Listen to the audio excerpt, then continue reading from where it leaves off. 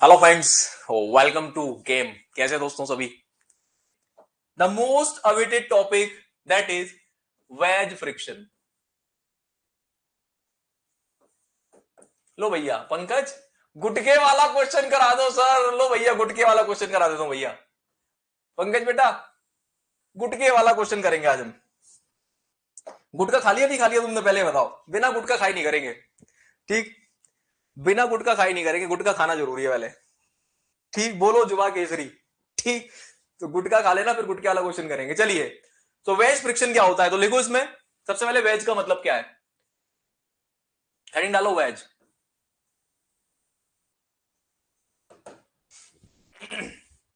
लिखो, wedges are wedges are small pieces of hard material. Wedges are small pieces of hard material. wedges are small pieces of hard material with with wedges are small pieces of hard material with two of their opposite surfaces with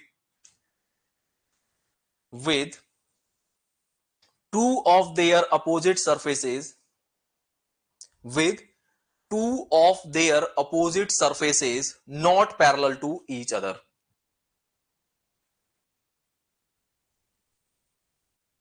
Again I am repeating, wedges are small pieces of hard materials. Wedges are small pieces of hard materials with two of their opposite surfaces with two of their opposite surfaces not parallel to each other. Not parallel to each other.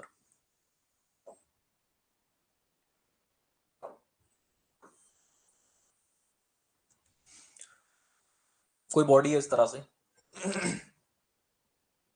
उसको एक बीच में से inclined पे काट दो like this.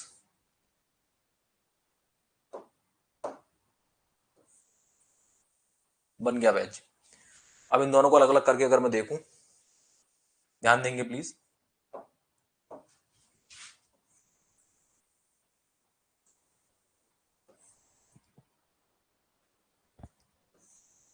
ये अलग बन गया हिस्सा, ये नीचे वाला हिस्सा अलग बन गया।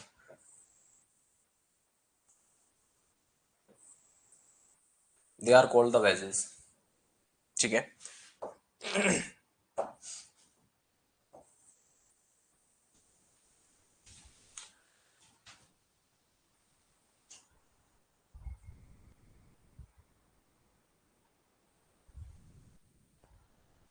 चलो यार मजे लेता हूं मैं यार, करो फटाफट से। ठीक, अब मुद्दा ये है भैया कि ये जो वेज बना दिया गौरव सर, इसका काम क्या है? What is the purpose, what is the use, क्यों कर रहे हैं हम ऐसा? तो लिखो बेटा नेक्स्ट हेडिंग, यूजेस। यूजेस लिखो, यूजेस, मजा आ जाएगा यूजेस लिख के, है ना?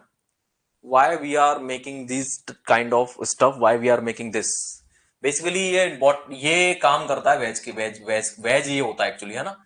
वो तो मैंने आपको दिखाने के लिए दो ले लिया, ये है वेज, ये काम करेगा। ओके, तो कैसे करेगा वो आपको समझाता हूं, जस्ट 2 मिनट दें मुझे। तो लिखो इसमें पहले यूजेस क्या है। सबसे पहला यूज लिखेंगे number 1,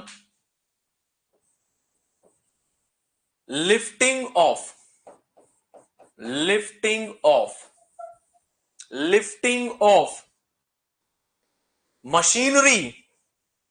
lifting of machinery comma heavy blocks. Lifting of machinery comma blocks heavy blocks heavy blocks beams etcetera. ठीक है, lifting of machinery heavy block beams etcetera, beams etc। Now ऐसे कैसे गौरव सर हैं? ऐसे कैसे बीम उड़ जाएगा, ऐसे कैसे हैवी ब्लॉक उड़ जाएगा, ऐसे कैसे मशीन उड़ जाएगी? है, अभी उठाते हैं बेटा, जरा फटाफट से। अभी उठाएंगे 1 मिनट के अंदर। कैसे उठाएंगे? 1 मिनट के अंदर। ध्यान देना बेटा कैसे बेसिस काम करते हैं। सी, तो एक एग्जांपल ले लेता हूं, लेट्स से ये कोई हमारा हैवी पार्ट है, ओके, ये हमारा कोई हैवी पार्ट है, ये बहुत ज्यादा हैवी है, बहुत ज्यादा इसका वेट है, ओके, मुझे इसको ऊपर लिफ्ट करना है, आई वॉन्ट कि ये ऊपर खिसक जाए। ठीक है, तो हम क्या करेंगे, ध्यान देना, हम वेज उठाएंगे एक, ठीक है, टुकड़ा उठाएंगे, जो भी मैंने बताया, वेज क्या होता है, एक पीस होता है ना, तो मैं एक वेज उठाऊंगा, ध्यान देना, ये रहा वेज भैया, इस वेज को यहां रख दूंगा इधर,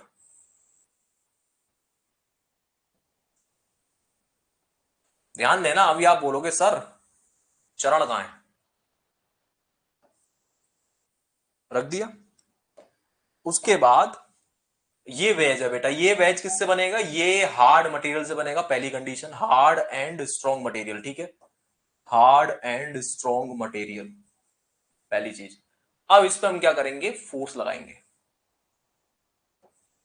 फोर्स लगाया जाता है बेटा इस पे, जैसे मैं इस पे फोर्स लगाऊंगा, ये वेज इधर खिसकेगा, आगे की तरफ खिसकेगा, अरे खिसकेगा कि नहीं खिसकेगा, भाइयों बहनों, लो नहीं गौरव अभी समझ में नहीं आ रहा, एक मिनट दो, एक मिनट और दे दो, एक मिनट के बाद अगर मेरी कोई कमी रह जाए, कोई गलत इरादा निकला है, तो आप जिस चौराहे पे मुझे बुलाएंगे उस चौराहे पे आ जाऊंगा मैं। अरे तेरी, अभी ठीक है, सीधा क्यों नहीं आ रहा है,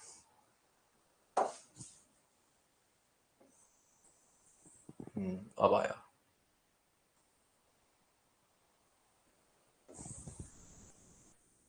ना सी केयरफुली, अब ध्यान देना, एग्जाम्पल दे रहा हूं बेटा, अब आप इस पे कोई पी फोर्स लगा लगा के इसको आगे धकेलोगे, तो ये तो आगे आता जाएगा, और ये कहां से चला जाएगा, जल्दी बताओ, अरे जल्दी बताओ भाइयों बहनों, ये किधर जाएगा, ये वाला ब्लॉक ऊपर जाना चाहिए कि नहीं जाना चाहिए, मैं आपसे पूछना चाहता हूं, जल्दी बताओ, ये ऊपर जाएगा, this is what we call lifting. तो हैवी चीजों को लिफ्ट करने के लिए बेटा काम में आता है वेज, ठीक है, अब इसी तरह से आप किसी भी चीज को उठा सकते हो, ठीक है, छाप लो फटाफट, क्लियर हुआ। अब ये चैप्टर फ्रिक्शन में क्यों पढ़ रहे हैं, अब भैया फ्रिक्शन ही तो आएगा यहाँ पे, और क्या क्या आएगा, देखो जरा कहां का फ्रिक्शन आएगा, फ्रिक्शन कहां का आएगा समझना जरूरी है, एक तो इस वाले कॉन्टेक्ट पे आएगा, एक इधर आएगा, एक इधर आएगा, ठीक है, तीन जगह पे फ्रिक्शन आएगा, मतलब एक एक एग्जांपल दे रहा हूं मैं, ऐसा नहीं कि हमेशा ऐसी केस बनेगा, तमाम तरह के केस बन सकते हैं, तो जहां जहां कॉन्टेक्ट हो रहा होगा, क्योंकि यहाँ पे मोशन होगा बेटा ना, तो इस तरह से यहाँ पे फ्रिक्शन आ जाएगा। कितने लोगों को क्लियर हो गया कि वेज का मीनिंग क्या है, वेज फ्रिक्शन। तो ये था इसका पहला पार्ट, यूजेस में पहला पार्ट। दूसरा लिखो, सेकंड पॉइंट, ये पहला पॉइंट हो गया, सेकंड पॉइंट लिखेंगे अलाइनमेंट, अलाइनमेंट, अलाइनमेंट में काम आता है। आपने देखा होगा, आपने कई बार देखा होगा मेरे बच्चों, आपके घर में मान लो, बहुत कहीं जाने की जरूरत नहीं है, ये वेज आप अपने घर में तमाम जगह लगा चुके हो, 100 बार लगा चुके हो, तो करोड़ों बार आपने देखा होगा ये वेज क्या है। आपने देखा आपके घर में संदूक इमेजिन करते हैं, या आपने कोई देखा आपके अंदर, आपके पास कोई टेबल है, कोई हैवी टेबल है, अब उस टेबल में आपने देखा कि वो हिल रही है, देखा हो आपने कई बार, टेबल हिल रही है, क्यों हिल रही है, क्योंकि जमीन का जो लेवल है वो टेढ़ा मेढ़ा है, तो आपने कहा टुकड़ा लिया, गुटका लिया, गुटका, गुटका बेटा गुटका, आपने लिया गुटका, और उस पाए में घुसेड़ दिया, उसके पाया समझते हैं, जो टेबल के पैर बने हुए हैं उसमें घुसेड़ दिया, और थोड़ा सा ठोक दिया, तो क्या हो गया, बैलेंसिंग हो गई, अलाइनमेंट हो गया। आ रही बेटा बात, समझ में नहीं आ रही है, जल्दी बताओ, जल्दी बताओ, कई कई जगह देखा होगा अलाइनमेंट करते हुए आपने, तमाम जगह होता है इस तरह से, कि लकड़ी का टुकड़ा काट देते हैं, थोड़ा सा इंक्लाइन करके, और अंदर घुसेड़ देते हैं और ठोक देते हैं, तो अलाइनमेंट हो जाता है, जो मशीन हिल रही थी पहले वो सीधी हो जाएगी, है कि नहीं, जल्दी बताओ।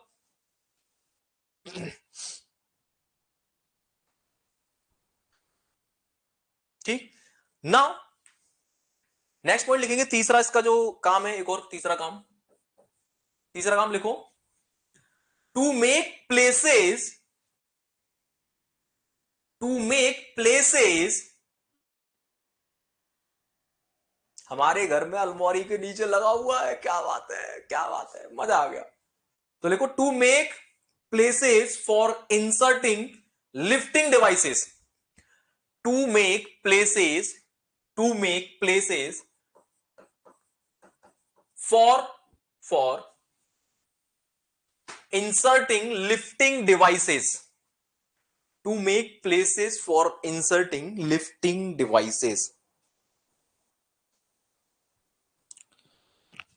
आधे बच्चों को ये चीज क्लियर होगी होगी मैंने क्या पॉइंट लिखवा है, आधे को क्लियर नहीं होगी। मैं बता देता हूं क्या कहना चाह रहा हूं मैं, लिसन केयरफुली। कोई हैवी मशीनरी है बेटा, मान लो ये कोई हैवी मशीनरी है, इमेजिन कर लेते हैं, मतलब एक इमेजिनेशन करना पड़ेगा थोड़ा आपको। अब उसको उठा नहीं सकते हम एकदम से हम। मान लो आपको उसमें हुक फंसाना है, हुक, आप इसमें हुक फंसा के यहां पे हुक फंसाना चाहते हो, हुक, कोई हैवी मशीनरी है उसमें क्रेन का हुक आपको फंसाना है फॉर एग्जांपल। तो अब ये तो जमीन से लगा हुआ मान के चलो, तो उठे कैसे अब ये? मान लो ये जमीन से लगी हुई है, इमेजिन कर लेते हैं जस्ट फॉर एन एग्जांपल, ये जमीन में घुसी हुई है ना? तो समझ पा रहे हैं? अब मुझे इस पे हुक लगाना नीचे, तो हुक काफी बड़ा है, तो मुझे प्लेस चाहिए, एक स्पेस चाहिए। ठीक है, आप इस प्लेस को स्पेस भी लिख सकते हो यहां पे, मेक अ प्लेस और स्पेस, एक जगह चाहिए मुझे। मैं चाहता हूं एक जगह बन जाए ताकि मेरा हुक उसमें फंस जाए। तो अभी थोड़ी देर पहले हमने सीखा है कि ये वेज क्या कर रहा है, हमारे इस डिवाइस को ऊपर, बॉडी को ऊपर उठा दे रहा है, उठा दे रहा है, उठा दे रहा है।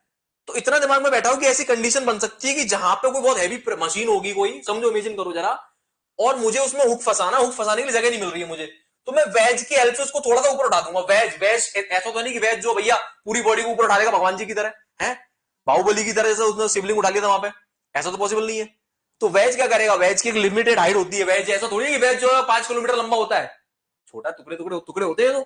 तो वेज क्या करेगा, वेज क्या करेगा, उस डिवाइस, उस मशीनरी को या उस किसी भी ऑब्जेक्ट को थोड़ा सा उठा देगा। मान लो वेज ने इसको उठा दिया, एग्जांपल दे रहा हूं मैं, अब ये मत सोचना सर वेज तो घुसेगा ही नहीं यहाँ पे, I am just giving you an example. Wedge तो तभी घुसेगा जब इंक्लाइन सरफेस होगी, I am just giving you an example, ठीक है? तो अब हमने क्या किया, वेज, अब वेज लगा के मैंने क्या किया, वेज को ठोकता गया, और मुझे अभी सीख चुका हूं मैं कि वेज ऊपर उठा देता बॉडी को। तो जैसे बॉडी थोड़ी सी ऊपर उठी, इतने में मैंने क्या किया, हुक लगा दिया। आया कुछ समझ में कि नहीं आया, जल्दी बताओ। तो ये सब चीजें आप इंडस्ट्री में देखोगे, are you getting my point?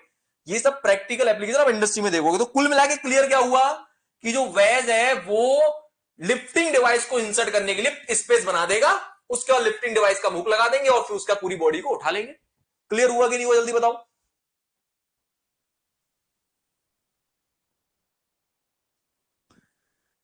Sir कमाने के नीचे कौन था कमान? कमान क्या हो, कमाने मतलब कमान में क्या होता है बेटा?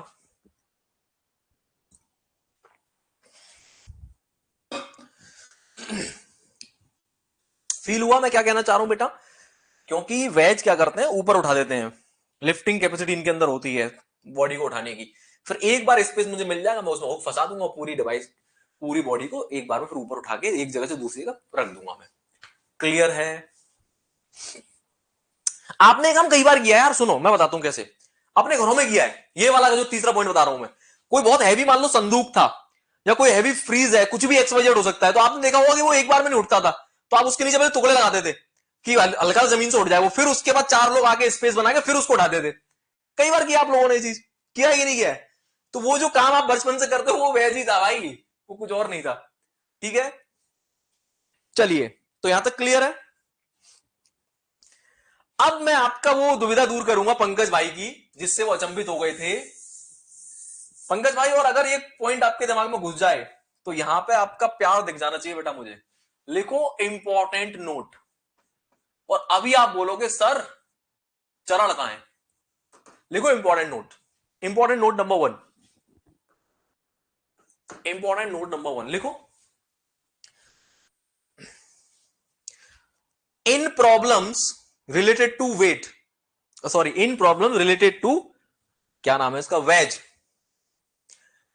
इन problems related to wedge, wedge friction ऐसे लिखो, in problem related to wedge friction, in problems related to wedge friction, in problems related to wedge friction, comma लगाएंगे, weight of vase is very small, weight, weight, weight of vase, of vase, of vase is very small, very small compare to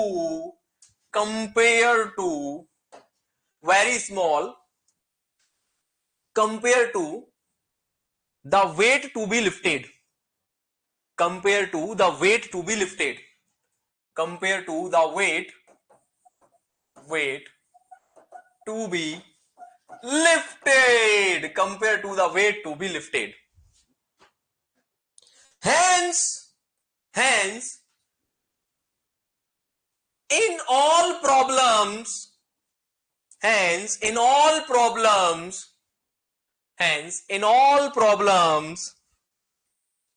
self weight of wedge is neglected.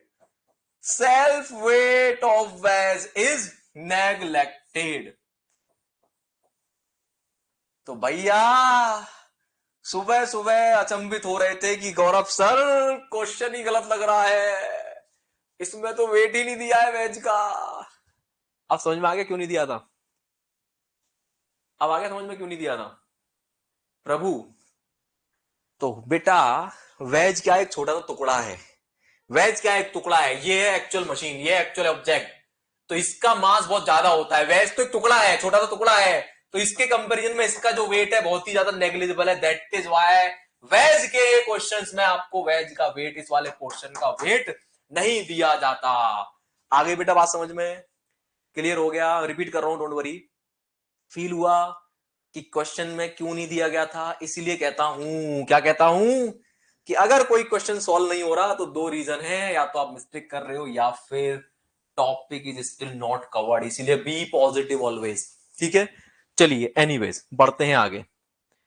तो मैं repeat कर रहा हूं एक बार इसको। मैंने ये बोला in problems related to wedge friction, in problems related to wedge friction, comma लगाइए, weight of wedge is very small, weight of wedge is very small compared to the weight to be lifted, compared to the weight to be lifted. Hence in all problems self weight of wedge is neglected. Hence in all problems self weight of wedge is neglected. Clear? ये तो दिल का टुकड़ा निकाल दिया, क्या बात है बेटा, मजा आ गया ना? वही कह रहा हूं बेटा, नेता नहीं बनना है। Next and the very very very important point, आधे ज्यादा लोग क्वेश्चन इसलिए नहीं कर पा रहे थे क्योंकि फ्रिक्शन में घुसे पड़े थे। मैं आपके कमेंट पढ़ रहा था सुबह, तो भैया ऐसा है, पेशेंस रखा करो, जो टॉपिक कवर नहीं हुआ है ना तो उसके लिए ठंड पाया करो। देखो तीसरा और बहुत इंपॉर्टेंट पॉइंट जो आपको वेज वाले क्वेश्चंस में करना है, third and the very important point लिखो, in wedge problems, wedge friction problem ऐसे लिखो, in wedge friction problems, in wedge friction problems we find resultant force of, we find resultant force of normal reaction and friction force. In wedge problems we find resultant force, of normal reaction and friction force. We find resultant force of normal reaction and friction force. What is the meaning? Listen carefully. आप बहुत अच्छे से friction के question करना सीख चुके हो। अगर motion is impending in this direction then friction will be acting in this direction, normal reaction will be acting in this direction and this will be the resultant force. तो अब तक मैंने आपको जो भी सिखाया, जो भी कराया, जो भी बताया है, उसमें हम ये निकाल रहे थे, ये निकाल रहे थे। अब हम ना ये कर निकालेंगे ना ये निकालेंगे, हम ये आर निकालेंगे। क्या निकालेंगे? Resultant force R. किसी को कोई दिक्कत है? एक बार पॉइंट रिपीट कर दो बेटा, बिल्कुल करेंगे, ठीक है? एक मिनट बेटा। तो मैंने क्या बताया, अब तक हम फ्रिक्शन फोर्स निकाल रहे थे, एन निकाल रहे थे, अब वेज के क्वेश्चन में हम आर निकालेंगे। अब आप उस पर क्वेश्चन मार्क लगा सकते हैं, ऐसे कहते गौरव सर हैं, ऐसे कहते फ्रिक्शन को नहीं निकालेंगे, निकालना ही नहीं, क्वेश्चन ही नहीं आएगा, फ्रिक्शन निकाल लूंगा, ठीक है। और अगर आता है तो कोई बात नहीं है, फ्रिक्शन भी निकाल सकते हैं हम लोग, फ्रिक्शन भी निकाल सकते हैं। सुनना मेरी बात को, आप फ्रिक्शन फोर्स और नॉर्मल फोर्स निकाल के भी क्वेश्चन सॉल्व कर सकते हो, लेकिन नहीं करना है। आ रही बेटा बात समझ में? क्यों नहीं करना? मुझे वो बात याद आ जाती है कि लाल बटन दिख रहा है कि दबा दिया, नहीं दबा रहा था, बात समझ में आ रही है? तो नहीं दबाना बेटा। क्यों नहीं दबाना? इसका रीजन ये है क्योंकि जैसे आप रिजल्टेंट फोर्स के थ्रू क्वेश्चन को सॉल्व करोगे तो बेटा क्वेश्चन हो जाएगा कैसा? अरे जल्दी बता दो, चवन्नी भर का। कैसा हो जाएगा? चवन्नी भर का। और अगर आप एफ और एन निकाल के करोगे तो भी क्वेश्चन सॉल्व होगा, बट वो हो जाएगा रुपया भर का, बड़ा हो जाएगा, कैलकुलेशन बहुत ज्यादा हो जाएंगी। बात समझ में आ रही है नहीं आ रही है? So what is the better choice कि हम जब भी वेज का क्वेश्चन आएगा तो ज्यादातर वेज के क्वेश्चन में वो पी पूछता है कि पी बताओ भैया, पी कितना लगेगा ऊपर लिफ्ट करने के लिए। मतलब जस्ट हम चाहते हैं कि वो जस्ट ऊपर लिफ्ट होने लगे, मतलब वो इंपेंडिंग मोशन की बात करेगा। तो what should be the value of P? 90% case में यही आता है, ठीक है। तो हमें पी निकालना होगा, तो उस केस के लिए हम रिजल्टेंट फोर्स निकालेंगे, ठीक है। तो मैंने जो लाइन लिखवाई है रिपीट कर देता हूं।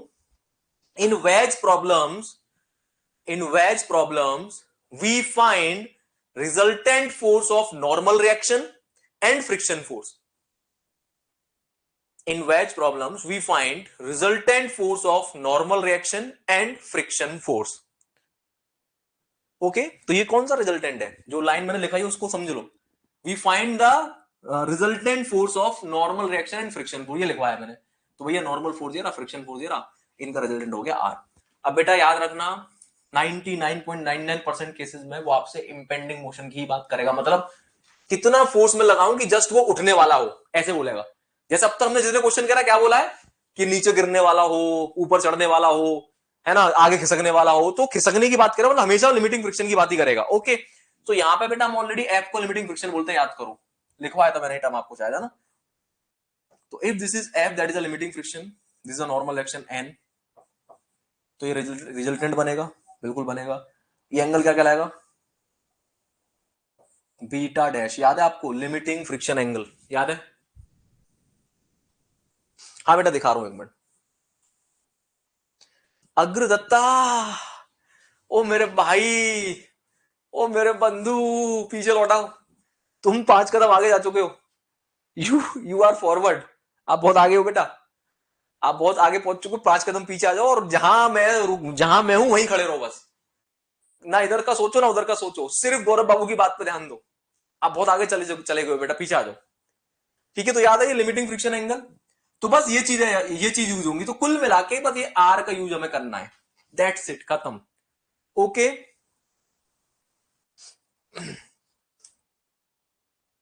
एक लाइन और लिखो इसमें, इस पे ऑब्जेक्टिव में भी बन जाए। कितने पॉइंट लिखवाए मैंने इसमें अभी आपको? पहला पॉइंट ये था, दूसरा पॉइंट ये है, दूसरा था बेटा ये, है ना। तीसरा पॉइंट लिखो, थर्ड पॉइंट, थर्ड पॉइंट। अच्छा अब एक और चीज जो थर्ड पॉइंट में लिखाने जा रहा हूं, पहले लिख लो, चलो लिखो इसको। Tangential component of the resultant force, tangential component of resultant force, tangential component of resultant force is the friction force. Tangential component of resultant force is the friction force.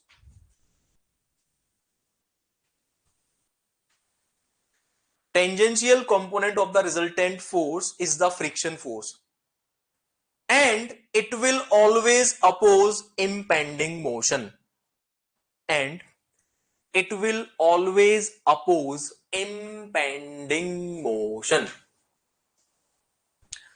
Tangential component of resultant force is the friction force,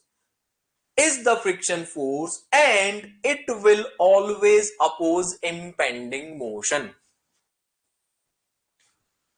ये जो line मैंने लिखा दी है ना, ये कुछ नहीं है, ये हम कब से पढ़ते आ रहे हैं। प्रॉब्लम ये है कि इसमें अंग्रेजी ज्यादा है, और जहां अंग्रेजी हुई ज्यादा वहां हम हो गए आधा, है ना। तो क्वेश्चन ही ये मतलब अजीब सा लग रहा है कि गौरव सर ने क्या लिखवा दिया। तो देखो बेटा कुछ नहीं लिखवाया ना, सामने देखो। अभी आप बोलोगे सर मजा आ गया, सेम यही बॉडी को यहां बना रहा हूं दोबारा से। क्यों बना रहा हूं? क्योंकि अब हम आगे जितना भी कुछ करने वाले हैं उसमें एन और एफ यूज ही नहीं करने वाले, हम आर यूज करेंगे। आर क्या यूज करेंगे? आर।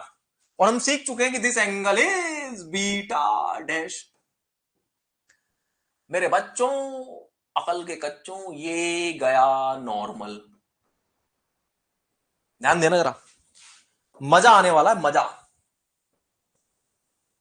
ये गया नॉर्मल। क्या आपको दिखाई दे रहा है कि जो एन है वो नॉर्मल है, सरफेस के नॉर्मल है, और जो आर है वो नॉर्मल से बीटा एंगल पे लगा हुआ है? तो बेटा, क्या मैं आर इधर लगा दूं ऐसे करके? किसी का कुछ गया? क्या ये एंगल बीटा होगा, बीटा डैश? जल्दी बताओ मुझे, होगा? अरे होगा कि नहीं होगा? अरे होगा कि नहीं होगा? यहां नहीं लेना, यहां ले लो। नो गौर साहब, यहां लेना नहीं चाहता, मैं समझाने के लिए बता रहा हूं बस। मैं कुछ भी नया नहीं कर रहा हूं, मैं कुछ भी नया नहीं कर रहा हूं, मैं कुछ भी नया नहीं कर रहा हूं। मैं यहां ले लेता हूं इस पॉइंट पे। बात तो एक ही है, ये हमारा आर इधर जा रहा है, एंगल कितना है ये, बीटा डैश। बेटा इसके दो कंपोनेंट बनेंगे आर के, एक कंपोनेंट बन जाएगा R sine R cos beta dash, R cos beta dash. और ये बन जाएगा क्या, आर साइन बीटा डैश। अरे बनेगा कि नहीं बनेगा है? अब जरा मेरा स्टेटमेंट पढ़ो, जरा लिखवाए जो मैंने। देखो भाई, हम तो फकीर आदमी है, हम तो जो है देसी आदमी है। अब मैंने जो स्टेटमेंट लिखा है, क्या वो मेरी बात को सिद्ध कर रहा है जो मैं बोली है? चेक करना जरा। मैंने लिखवाया component, tangential component, tangential component, ये होगा टेंजेंशियल कंपोनेंट। टेंजेंशियल क्यों बोल रहा हूं भैया से मैं? मजे आ रहे हैं मुझे बोलने में, है? अरे मजे आ रहे हैं मुझे बोलने में। अरे ये सरफेस है, सरफेस के पैरेलल जा रहा है, सरफेस को टच करता हुआ जा रहा है, इसलिए टेंजेंशियल। ये कौन सा कंपोनेंट है? Normal component. अरे हाँ या ना?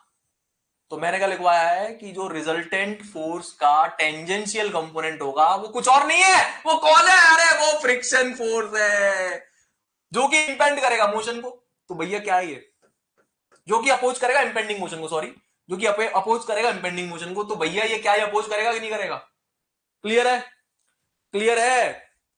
किसी को अंग्रेजी में दिक्कत? लिख लो, ऐसे स्टेटमेंट आ जाते हैं एग्जाम में, फिर वहीं फंस जाते हैं हम लोग, कह रहे पता नहीं क्या बोलना चाह रहा है। गौर से तो बताएंगे टेंजेंशियल क्या होता है। क्लियर हो गया?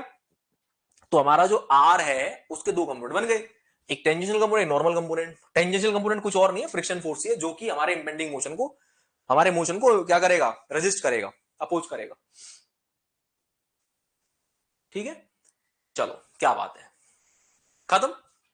वेज फ्रिक्शन इज ओवर, खत्म, टाटा बाय बाय। लिखो क्वेश्चन सीधे, है हवाबाजी, फर्जी क्वेश्चन होते हैं सब। मैं क्या बोल रहा हूं, जीवन में ना हर चीज वो टफ है जो आपने पढ़ी नहीं है, जो आपको समझ में समझा ही नहीं गई है। एक बार आप किसी चीज को पढ़ लेते हो तो उसकी इंपॉर्टेंस खत्म। अब इस टॉपिक को आप उठा उठा के फेंकोगे, क्या करोगे, उठा उठा के फेंकोगे। अब इस टॉपिक के ऊपर आने वाले क्वेश्चंस को भाइयों बहनों आप उठा उठा के फेंकोगे, सातों को मारोगे, एक साथ मारोगे। याद है मेरी लाइन?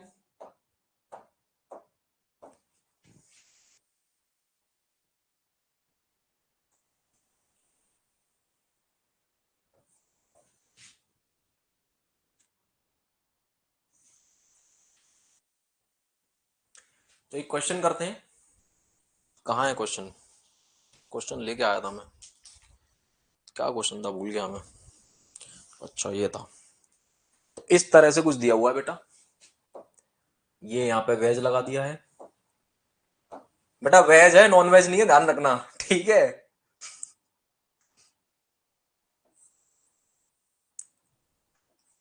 जिन लोगों को नॉन वेज खाना है वो गफूर भाई बिरयानी वाले के पास जाएं। This is the question actually.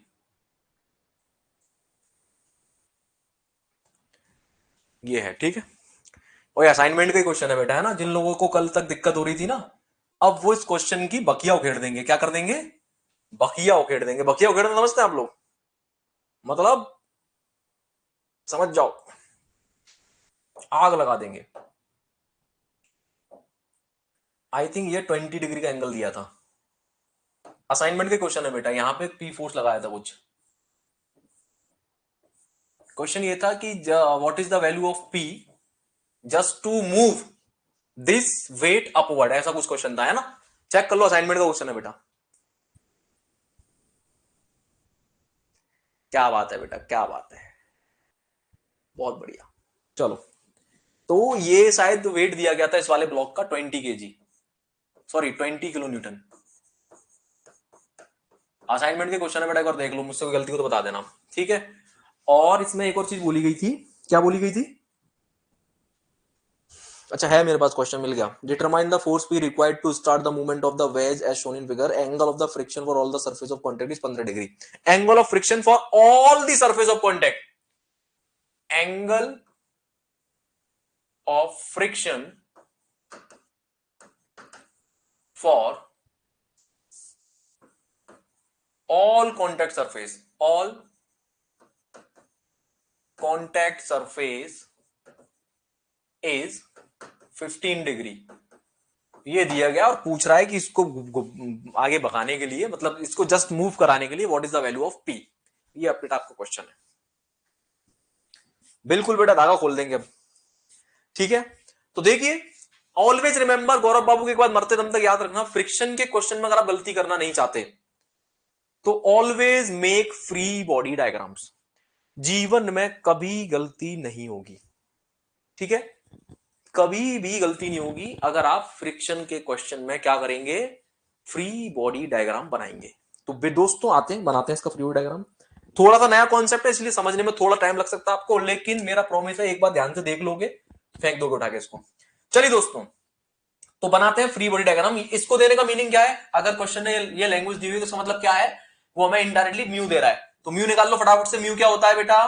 Mu होता है टेन बीटा। तो क्या आ जाएगा बेटा? बीटा। अब उसने ये नहीं बोला लिमिटिंग फ्रिक्शन एंगल है, तो बेटा लिमिटिंग ही मान के करना, ऑलवेज रिमेंबर, है ना। तो क्या बन जाएगा ये हमारा? बीटा डैश ही बोलो उसको। तो ये बन जाएगा म्यू इक्वल टू 10 15। बेटा म्यू की वैल्यू कितनी आ गई, जल्दी बता दो। म्यू लिख लो, सारे कॉन्टेक्ट्स का म्यू आ जाएगा निकल के, सारे कॉन्टेक्ट्स का म्यू आ जाएगा। कितना आ रहा है ये? 10 15, सॉरी 10 15, 0.267। तो म्यू निकला है बेटा 0.267, ठीक है। एक second, angle of friction all contact surfaces, इसकी जरूरत ही नहीं पड़ेगी हमें, लिख लो फिर भी चलो। 0.267 ये आ रहा है ना,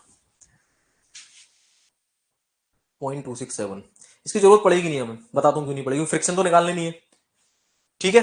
चलो 0.267, ओके। अब फ्री बॉडी डायग्राम बनाते हैं, उसको लिख लो साइड में, जरूरत पड़ेगी नहीं इसकी। मैं बताता हूं ये क्यों दिया गया, just give me a few moments please. चलो एफबीडी बनाते हैं बेटा जरा। अब सारा खेल एफबीडी का, और ये अगर आपने समझ लिए, वेज का क्वेश्चन खत्म, समाप्त, tata bye bye, see carefully.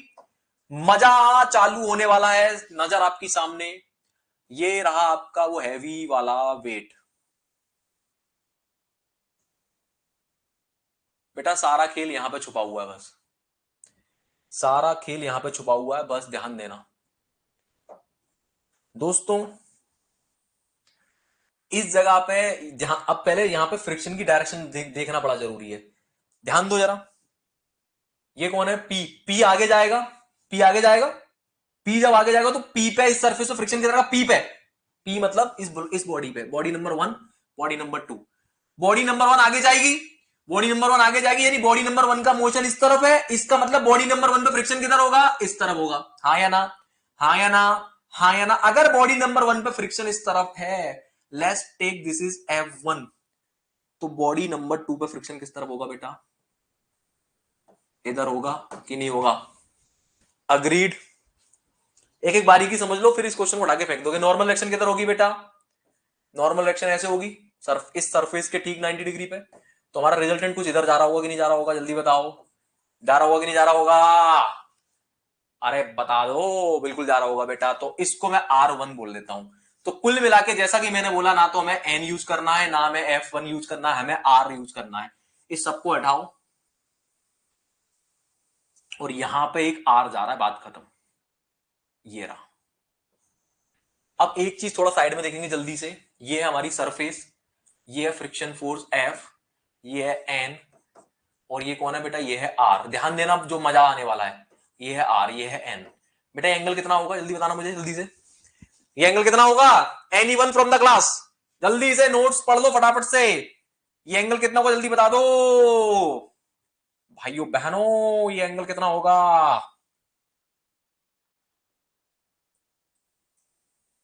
ये एंगल होगा 15 डिग्री। क्वेश्चन पढ़ लो। क्या दिया आपको? क्या दिया है? क्या दिया है क्वेश्चन में? Angle of friction. तो फ्रिक्शन एंगल क्या होता है? नॉर्मल और रिजल्टेंट के बीच का एंगल ही तो होता है। क्लियर है? इसीलिए बोल रहा था म्यू की जरूरत नहीं पड़ेगी, क्योंकि फ्रिक्शन फोर्स निकालनी नहीं है हमें। तो हमें 15 एंगल दिया हुआ था पहले से। येरा बेटा एक एक बारीकी समझ लो। यानी कि अब यहां पे आप गड़बड़ कर जाओगे। अब यहां गड़बड़ होगी, तो बेटा इसको गड़बड़ ना हो तो देखो कैसे सीखना है, समझो जरा कैसे सीखना है। ध्यान देना, मजा आने वाला है। ध्यान देना, मजा आने वाला है। ये एंगल कितना है बेटा? This angle is 20। ओके, और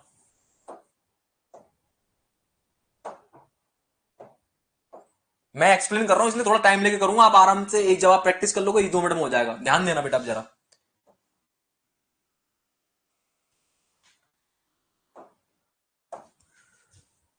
ये गया हमारा नॉर्मल टू द सरफेस। ध्यान देना जो मैं कर रहा हूं, दिस इज द इस प्लेन का नॉर्मल।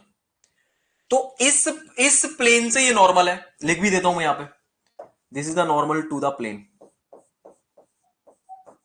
एक बार क्वेश्चन ढंग से समझ लो, उसके बाद कभी गलती नहीं होगी। नॉर्मल टू प्लेन, क्योंकि वेज के क्वेश्चन में गलती कर सकते हो आप लोग। तो मेरे बच्चों ध्यान देना, ये एंगल कितना होगा? This one, this one, this angle is 15 degree. सही है? क्लियर हुआ? अरे ये नॉर्मल है ना, तो नॉर्मल से ये जा रहा हमारा रिएक्शन, ये जा रहा हमारा रिएक्शन, ये है रिजल्टेंट फोर्स। तो ये एंगल अगर यही तो 15 है, नॉर्मल से 15 है ना, नॉर्मल फोर्स से 15 डिग्री है। फील कर पा रहे हैं? यही गड़बड़ कर दोगे बस आप। तो क्लियर है, ये एंगल 15 तो ये एंगल भी 15। ओके, अब कोई दिक्कत नहीं है, बस यही समझाना था पहले मुझे। अग्रीड? भाई ये जा रहा है ना हमारा reaction force, sorry resultant force. Resultant force ये जा रहा है, तो नॉर्मल से 15 डिग्री है बेटा। क्लियर है अभी? आगे बढ़ू, कोई दिक्कत यहां तक? समझाने के लिए था, तो एंगल 15 निकल आया। अब आगे देखो बेटा, ये सरफेस जब ऊपर जा रही होगी तो इस पर फ्रिक्शन किधर आ रहा होगा? नीचे आ रहा होगा। ये ऊपर जाएगा ना, तो इस पर फ्रिक्शन की डायरेक्शन नीचे होगी। नॉर्मल फोर्स की डायरेक्शन कहां होगी बेटा? नॉर्मल फोर्स की डायरेक्शन होगी ये, तो रिजल्टेंट फोर्स की डायरेक्शन ये होगी। हाँ या ना? हाँ या ना? गलती मत करना बिल्कुल भी। ठीक है, तो इसको हमने R1 नाम दिया था, इसको R2 नाम दे देंगे, ये R2 है। ओके, तो कुल मिला के जो मैंने सिखाया उसके अकॉर्डिंग बात करूं तो ना तो मुझे N से मतलब है ना F से मतलब, मुझे R2 से मतलब है। इसको हटा दो यहां से। यहां पे क्या बनाओ फटाफट से जल्दी देखो। अब ये रहा इस सरफेस का नॉर्मल, ठीक है, और ये गया आपका कौन? ये गया आपका, ऐसे जा रहा है, ये ऐसे जा रहा है रिजल्टेंट फोर्स, यानी कि ऐसे। ठीक, ये तो ये एंगल कितने बनेगा बेटा? ये नॉर्मल है ना, तो ये बनेगा 15 डिग्री। तो ये भी कितना होगा? 15 डिग्री। किसी को कोई दिक्कत? इसको हमने क्या नाम दे दिया? R2। किसी को किसी भी तरह की परेशानी? मैं आपसे पूछना चाहता हूं।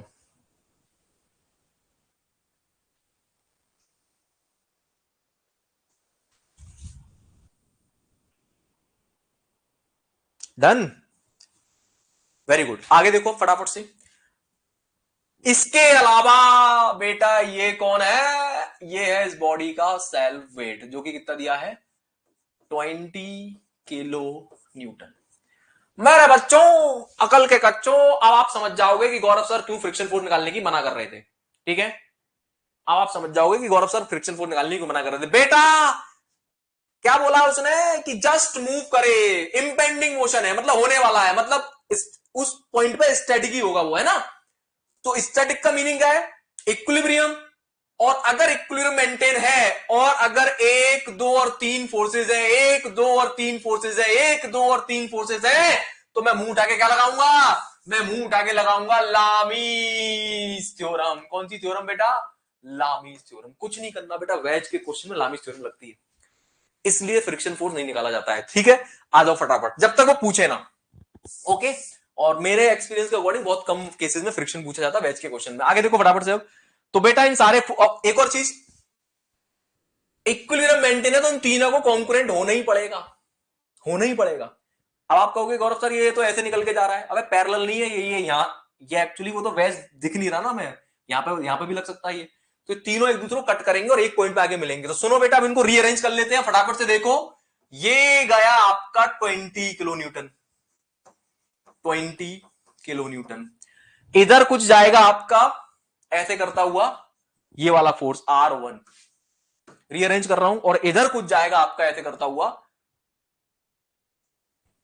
नॉर्मल से 15 डिग्री के एंगल पे इधर, इसको थोड़ा सा इधर ले लेते हैं ऐसे, और इस वाले को लेते हैं ऐसे, ये बना R1, ये बना R2, खत्म, tata bye bye, this angle is 15 degree. Okay अब आगे देखो बेटा, यहां जो आप मेजर गलती करके आने वाले हैं, सी केयरफुली, सबकी निगाह सामने, सी केयरफुली, ये एंगल कितना आएगा ये वाला, दिस एंगल इज 15, ये एंगल 15 है। ओके अब मुझे ये वाला एंगल और पता चल जाए, ये वाला वर्टिकल से, तो कोई बता पाएगा कितना आएगा ये वाला एंगल? ध्यान दो मैं बताता हूं कितना आएगा। ये एंगल है 20, ये एंगल बचेगा 70, ये वाला 70। ओके अब ध्यान देना, ये क्या है बेटा, ये सरफेस जो जा रही है ये, और ये नॉर्मल टू द सरफेस, यानी नॉर्मल टू द सरफेस और सरफेस के बीच का एंगल कितना है, normal to the surface surface के बीच का एंगल 70, तो एंगल कितना बचेगा, 20 बचेगा कि नहीं बचेगा? यानी कुल मिला के मेरे पास वर्टिकल से इस वाले फोर्स का एंगल आ गया कितना, 35 डिग्री। कितने लोग समझ गए, कितने लोग समझ गए बेटा? मुंह उठा के क्या लगा दो, लामिज लगा दो। तो ये टोटल एंगल कितना हो जाएगा ये वाला, हमारे कितने फोर्स हो गए टोटल, 1 2 3 हो गए ना, ठीक है। ध्यान देंगे सब लोग फटाफट से, सी केयरफुली, 35 ये और 15 ये, 35 और 15 कितने होते हैं, 35 और 15 होते हैं 50, और 90 डिग्री ये, 90 डिग्री ये, तो ये टोटल एंगल कितना हो गया ये वाला, ये हो गया 90 और 50 140, ये हो गया 140। ये एंगल कितना था बेटा, दिस एंगल, ये एंगल 15 है तो ये बचेगा 75। उसके बाद ये कितना बचेगा, 140 और 75 कितने होते हैं, 140 प्लस 75, 360 में से माइनस कर दो तो ये बचेगा 145, ये एंगल आ गया 145, खत्म। ध्यान दो बेटा, लामीज लगा दो जल्दी से, लामीज लगा दो, R1 अपॉन सामने वाला एंगल है 75, sine 75, sine 75 equal to R2, R2 upon sine 145, sine 145 equal to 20 upon sine 140। बेटा can anybody please tell me what is the value of the R1 and what is the value of the R2, जल्दी बता दो फटाफट से। R1 और R2 कितना है, hurry up,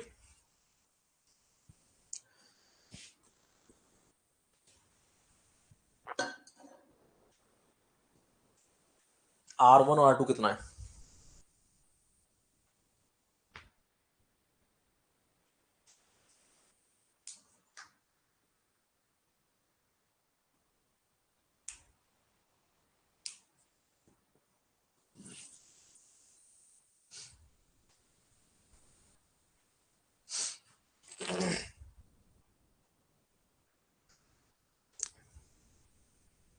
$30.5। Okay R1 मैं निकाल लेता हूं, चलो 20 divided by sign 140 into sine 75, R1 आ रहा है, R1 आ रहा है 30.05, 30.05, R2 निकाल लेते हैं,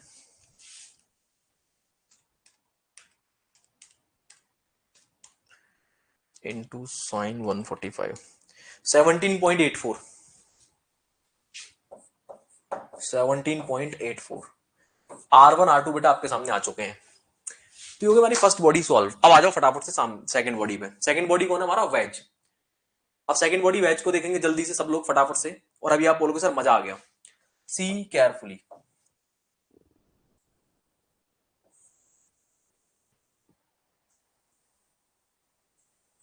ये है आपका वेज, जहां से एक फोर्स पी ऐसे निकल के जा रहा है, जो आर उस पर लग रहा था वही आर इस पर लगेगा। जल्दी बताओ। अरे जो आर हमारे ऊपर वाले पोर्शन पर लग रहा था ऐसे जाते हुआ, तो इस पर भी तो लगेगा same R. Action equal to reaction, ये तो सीखी हमने, तो वो आर ऐसे आ रहा था बेटा, वो आर कुछ और नहीं है, this is the R1। R1 okay. इसके अलावा नीचे वाली सरफेस, जब ये पी धक्का मार रहा होगा तो नीचे वाली सरफेस में फ्रिक्शन इस तरफ होगा, नॉर्मल रिएक्शन इस तरफ होगी, तो रिजल्टेंट इधर होगा। इस वाले रिजल्टेंट को नाम देंगे हम R2, R3 sorry, R3, R3 okay. Feel हुआ क्या कह रहा हूं मैं? फील हुआ? ये R1 वही है कॉन्टेक्ट पॉइंट वाला बेटा। कॉन्टेक्ट पॉइंट पे दो फोर्स होते हैं, पता है ना। ये बॉडी पे उधर लग रहा होगा, इस बॉडी पे नीचे लग रहा होगा, तो वो मैंने ले लिया। प्लस इसका, इस बॉडी का खुद का फ्रिक्शन होगा कि नहीं होगा इस वाले सरफेस पे, होगा कि नहीं होगा? होगा ना, इस डायरेक्शन में फ्रिक्शन होगा, नॉर्मल इधर होगा, और ये क्या रिएक्शन गया। ठीक है, तो देखो बेटा फटाफट से। तो R3 रिएक्शन मान लिया मैंने, फोकस प्लीज सामने। तो दोस्तों ये रहा नॉर्मल। नॉर्मल से किसने एंगल पे बना रहा था? नॉर्मल से कितने एंगल पे आ रहा था? 15 डिग्री पे। Okay, just a moment please. तो नॉर्मल से 15 डिग्री, यानी कि ये रहा।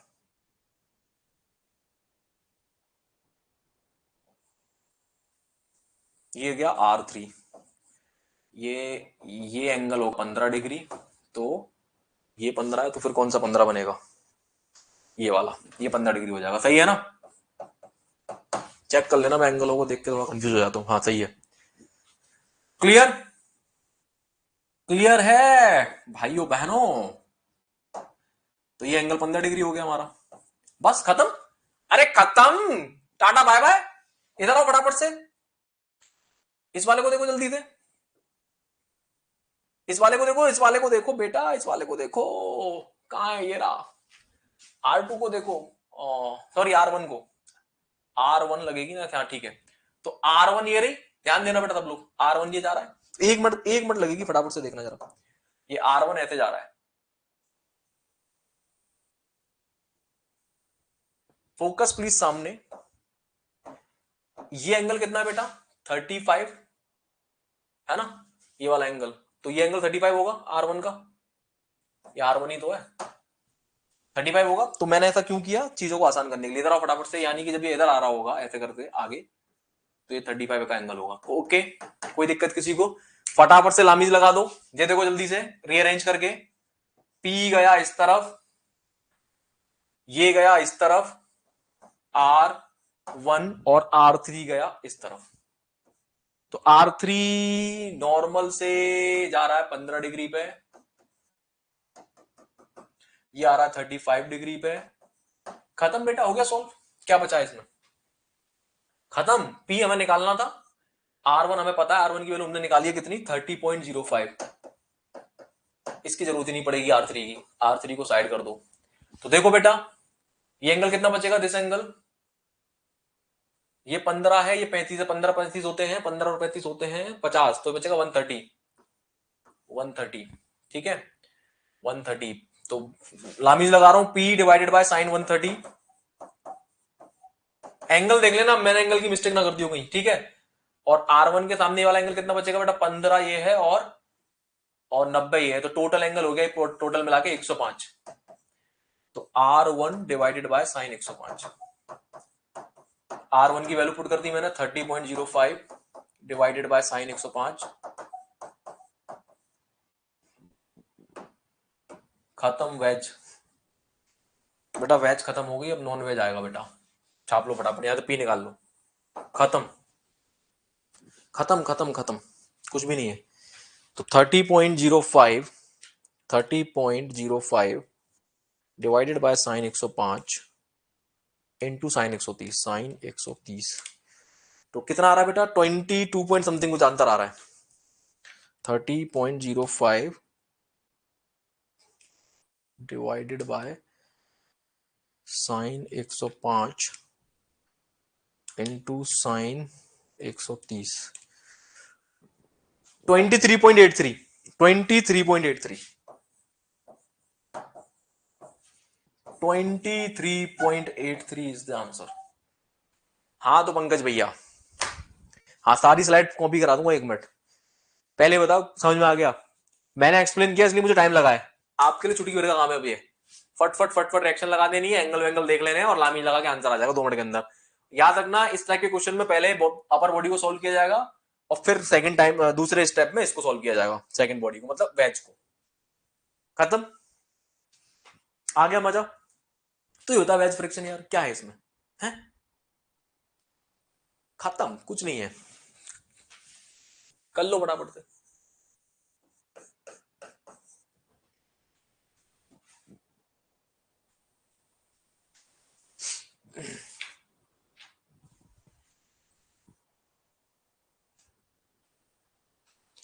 अरे समझ में आएगी नहीं यार, बताते नहीं, रिप्लाई नहीं करते आप लोग।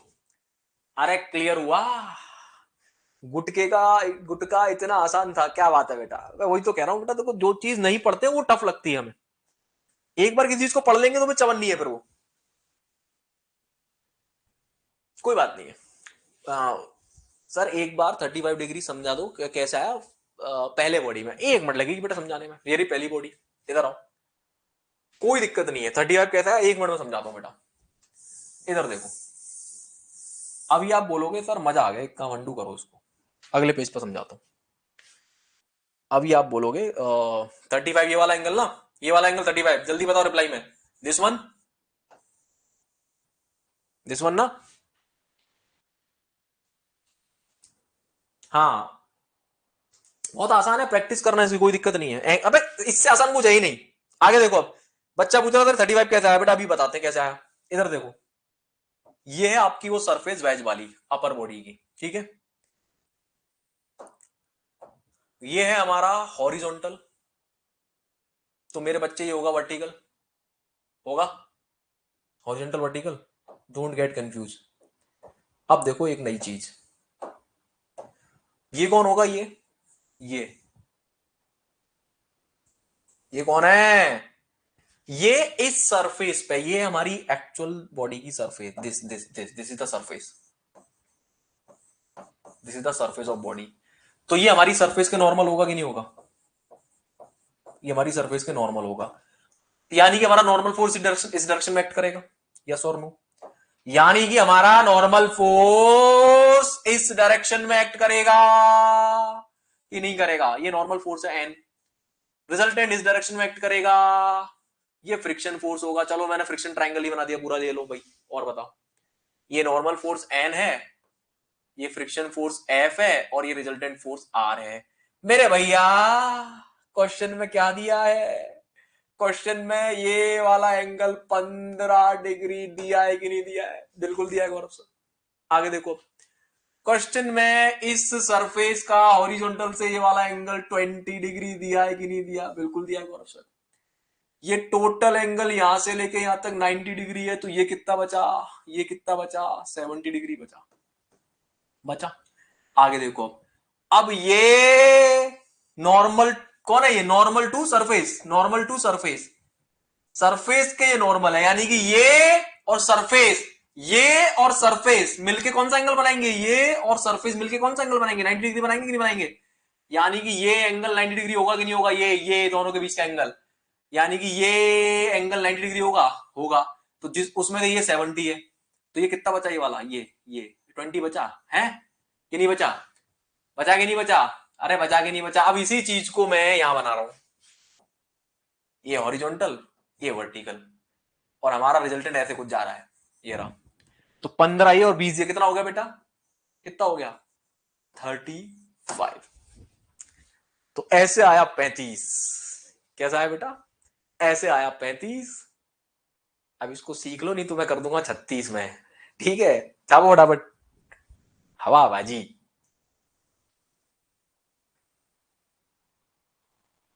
क्या बात है, तमल तरु दास, तमल तरु आज आपका पहला लेक्चर है बेटा, आपने इंजीनियरिंग मैकेनिक्स के लेक्चर देखे मेरे पुराने, तमल तरु नहीं देखे शायद, इसलिए आपने क्वेश्चन मुझसे पूछा है। If body is in equilibrium, अगर बॉडी इक्विलिब्रियम है under the action of the three forces, if the body is in equilibrium under the action of the three forces, then you can apply the Lami's। हाँ इसीलिए आपने question किया बेटा, इसीलिए मैं आपको सजेस्ट करूंगा कि please leave this class right now, because you joined us today only, और आप डायरेक्टली लेक्चर में आ गए हो तमल तरु, इसलिए I am requesting to you kindly leave this class immediately and start from the lecture number 1। ठीक है, लेक्चर नंबर 1 से स्टार्ट करो, फिर धीरे धीरे उनको खत्म करो, तब यहां पे आओ, है ना।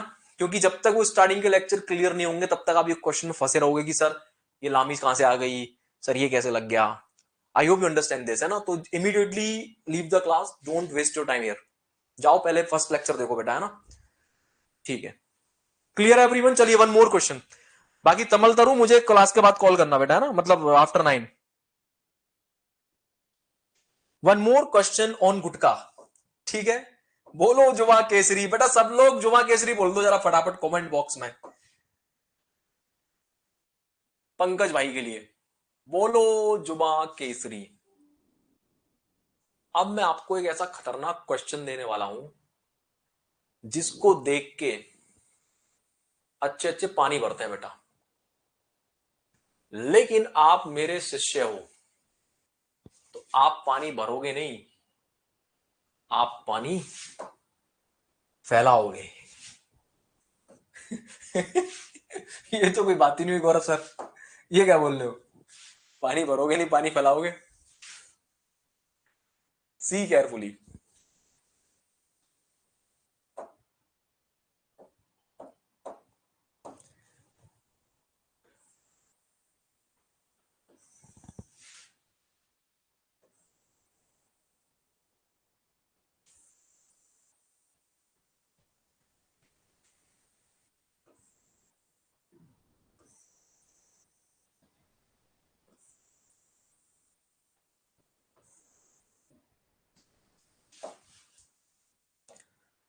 Block number A, block number B, मतलब wedge number A, wedge number B, और ये आपकी मेन बॉडी सी, ये सी आपकी मेन बॉडी है। ठीक है, सी बॉडी को आपको ऊपर उठाना है, तो यहां से एक फोर्स लगाया गया P, see carefully.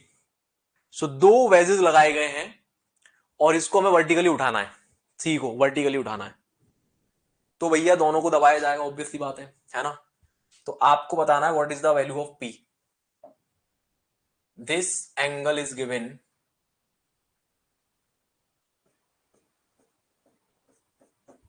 16 degree, 16 degree का ये एंगल है। ठीक है, रेस्ट डेटा क्या बताता हूं आपको मैं, बचा हुआ डेटा कहां है। हाँ, इसमें आपको दिया गया है कोफिशिएंट ऑफ फ्रिक्शन, लिखो limiting coefficient of friction, limiting coefficient of friction for all surfaces, for all surfaces is 0.25। क्या बात है बेटा, खेल गए। तो limiting coefficient of friction for all surfaces is 0.25। ठीक है, इसके अलावा एक डेटा और है, जो वेट है इस मेन बॉडी का, that is 160 kilo Newton. Weight of the main body is 160 kilo Newton.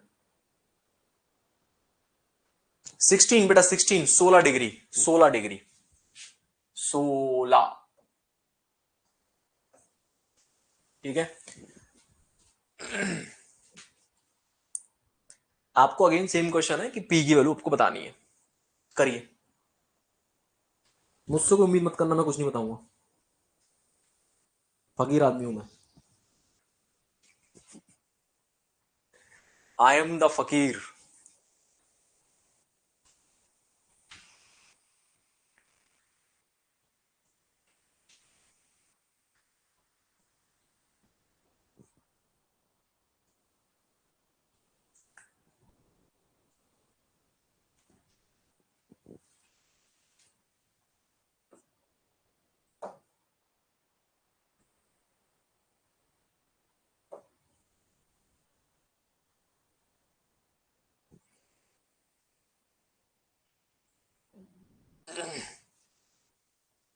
चलो,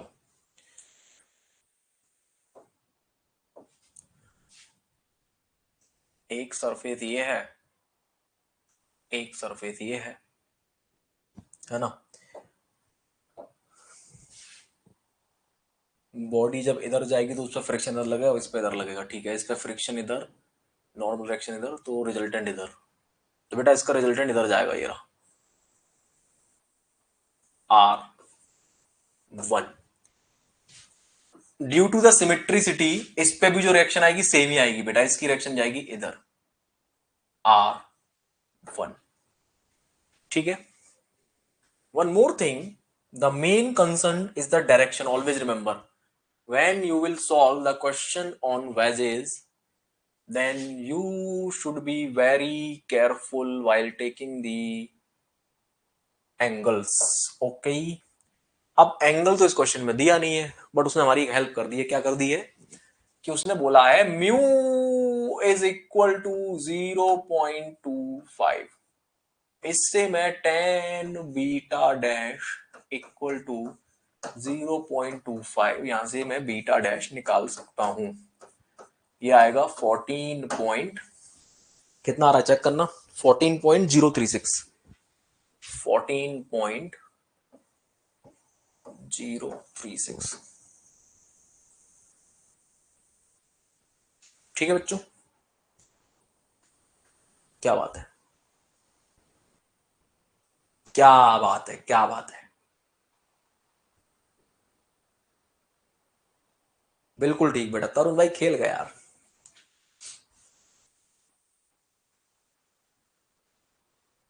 डन, चलो बस हो गया क्वेश्चन सॉल्व। बचा ही क्या है, अरे बचा ही क्या है, हो गया क्वेश्चन सॉल्व। एंगल मुझे पता चल गया, यानी कि कौन सा एंगल है ये रहा, ये रहा 14.036। सेम ये वाला एंगल कितना होगा, 14.036। ओके खत्म। एक फोर्स ये रहा, एक फोर्स ये रहा, और एक फोर्स कौन है, एक फोर्स है इसका वेट। और for to maintain the equilibrium ये they must pass from the single point, ठीक है। सारा को एक पॉइंट से जाना पड़ेगा, ठीक है। इनकी लाइन ऑफ एक्शन एक पॉइंट पे आके जरूर कट करेगी, दिख भी रही है देखो इस वाले क्वेश्चन में तो क्लियरली ऐसे जाएगा, वो ये ऐसे आगे मीट करेगा यहाँ पे, ठीक है। एक पॉइंट पे आगे मीट करेंगे। तो बेटा क्या लगा दो, आंख बंद करके, आंख बंद करके लगा दो लामीज। कौन सी थ्योरम, लामीज थ्योरम। तो देखो बेटा लामीज लगा रहा हूं मैं लामीज लगाने जा रहा हूं। ये गया आपका लोड जो कि कितना है 160 किलो न्यूटन्स। इधर जाएगा आपका R1, R1 इधर भी R1 ही जाएगा। अब एंगल लेने में आप कर दोगे गुड़ गोबर बराबर, उसका थोड़ा विशेष ध्यान रखना। अब हमें एंगल निकालने बेटा, ध्यान दो, सी केयरफुली, सारा खेल एंगल्स का है।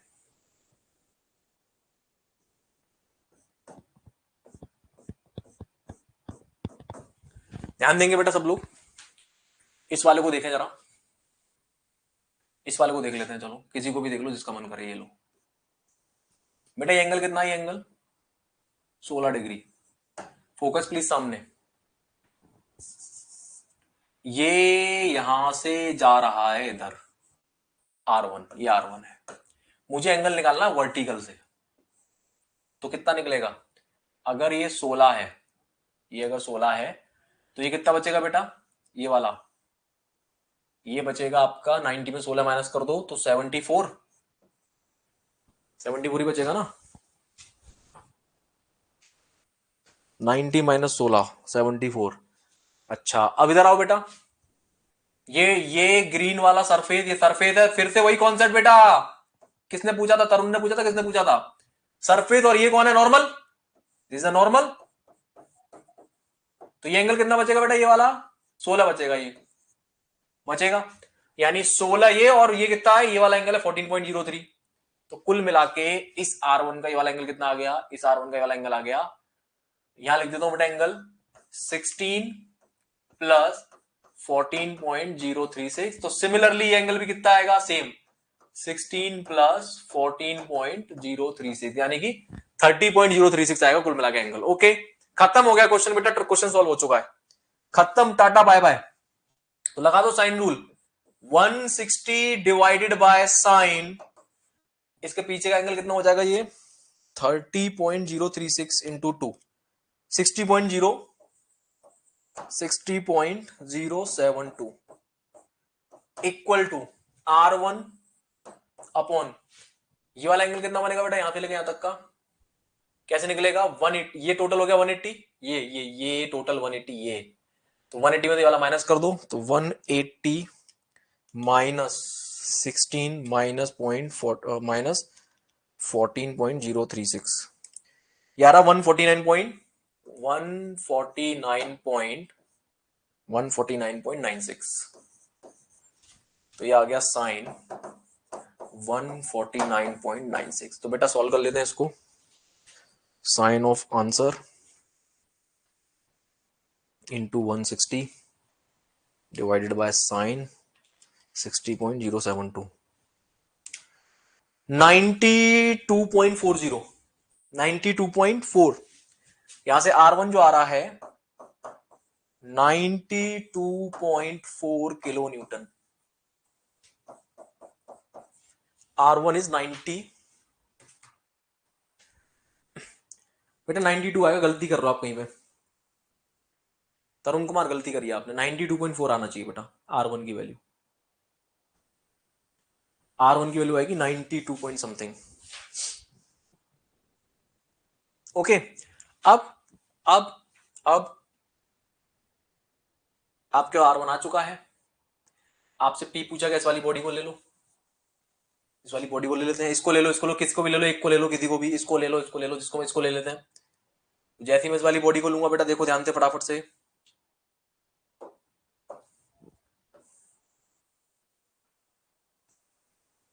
ये वेज है हमारा, या वेज बोल लो उसको, ठीक है, ये वेज है। अब यहां पे क्या आएगा भैया, वेज पे एक तो P फोर्स इधर लग रहा था, बहुत अच्छी बात है, P ये इधर जब जाएगा तो इस पे फ्रिक्शन इधर जाएगा, नॉर्मल इधर जाएगा और रिजल्टेंट इधर जाएगा, ठीक है। तो रिजल्टेंट किधर गया बेटा, रिजल्टेंट गया इधर, ये गया रिजल्टेंट। एंगल की वैल्यू क्वेश्चन ने दे ही दी है पहले से ही, कितनी दी थी बेटा 14 पॉइंट, ये वाला एंगल कितना होगा 14.036। ओके, जो आर उस पे लग रहा था वही आर इस पे भी लगेगा, कॉमन सेंस है, ये रहा वही सेम आर, ये रहा R1। ओके, खत्म हो गया क्वेश्चन सॉल्व। आ जाओ रीअरेंज कर लेते हैं फटाफट से, ये गया P, ये कुछ निकल के जाएगा इधर, इसको क्या नाम देंगे हम, इस वाले रिजल्टेंट को R2 बोल देते हैं, R2, this is the P, और ये R1 गया इधर। अब R1 का कहां गया बेटा, R1 का चेक करो, ये R1, ये वाला एंगल कितना था 30.036, तो जब ये इधर आएगा R1 तो ये एंगल कितना होगा 30.036, ठीक है, पिछले केस में भी सेम हुआ था, तो ये एंगल कितना हो जाएगा बेटा, दिस एंगल इज 30.036, ये R1 है आपका, और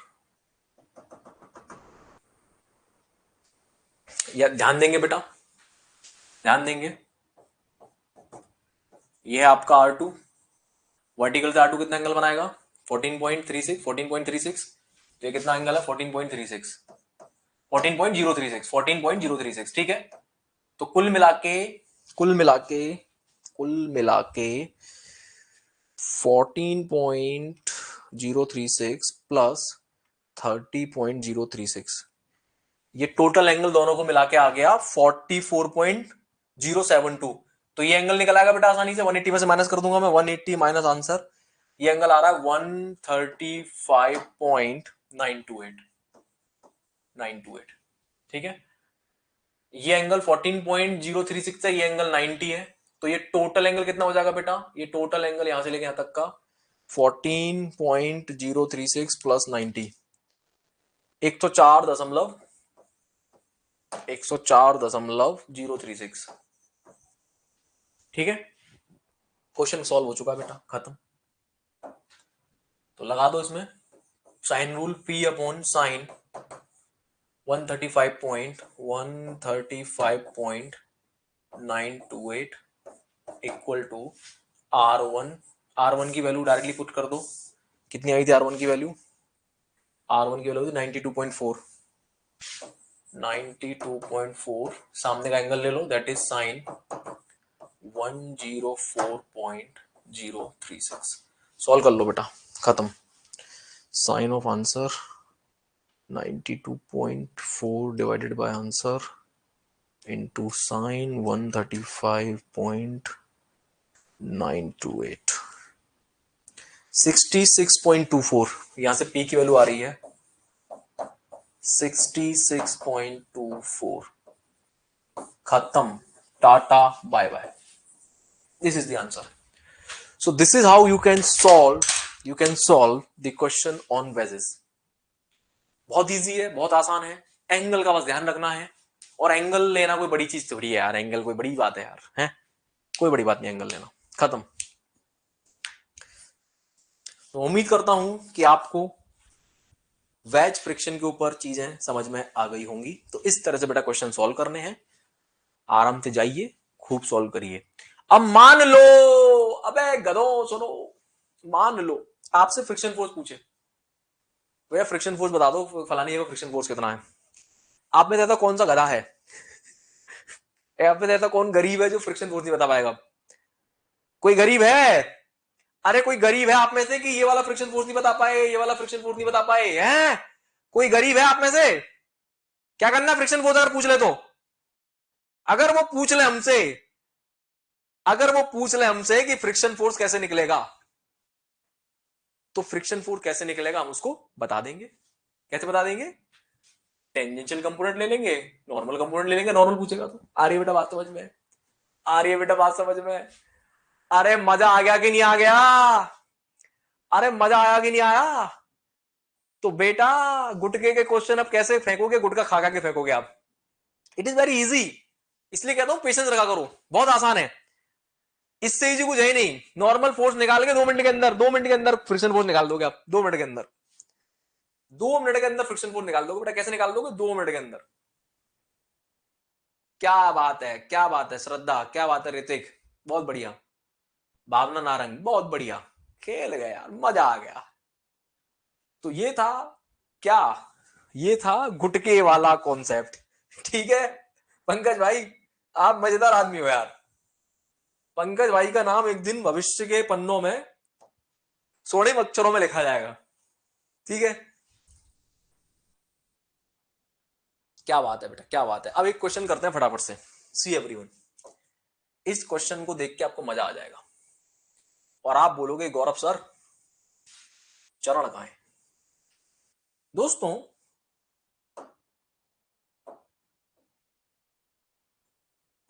क्वेश्चन है सीडी के ऊपर, सीडी समझते हैं ना, वही लैडर के ऊपर, लैडर फ्रिक्शन के ऊपर क्वेश्चन है। एक प्रैक्टिकल एग्जांपल पहले समझते हैं क्या कहना चाह रहा हूं मैं। लेट्स से सीडी ऐसी है और यहां पे आप खड़े हुए हो इस जगह पे, तो आप खड़े हो तो मतलब आपका कोई वेट एक्ट करेगा ऐसे करके, है ना। एक केस बन गया ये कोई एंगल होगा, लेट्स से कोई भी एंगल मान लेते हैं, क्या मान लू, लेट्स से थीटा मान लेते हैं। आप यहां खड़े हुए हो, थीटा अगर मैं बढ़ाऊंगा, मतलब मैं दूसरा केस अब ये ले लेता हूं कि मैंने सीडी को थोड़ा सा एंगल बढ़ा दिया, ये ऐसे कर दी, सीडी ऐसी हो गई। आई am just increasing the angle. फिर मैं और एंगल बढ़ा दूंगा, लेट्स से मैंने ये एंगल कर दिया। तो मुझे बताओ एंगल बढ़ने से क्या होगा, मतलब क्या हो जाएगा एंगल अगर मैं बढ़ा रहा हूं तो उससे क्या हो रहा है। या मैं बोलूं थीटा की वैल्यू को मैं कम कर रहा हूं, सॉरी एंगल कम कर रहा हूं, सॉरी एंगल की वैल्यू कम कर रहा हूं, बढ़ा नहीं रहा हूं, सॉरी कम कर रहा हूं। तो अगर मैं एंगल की वैल्यू कम कर रहा हूं, थीटा की वैल्यू कम कर रहा हूं, यहां पे ये थीटा 1 है, ये थीटा 2 है, तो उससे क्या होगा, क्या कौन सी टेंडेंसी बढ़ जाएगी, जल्दी बताओ।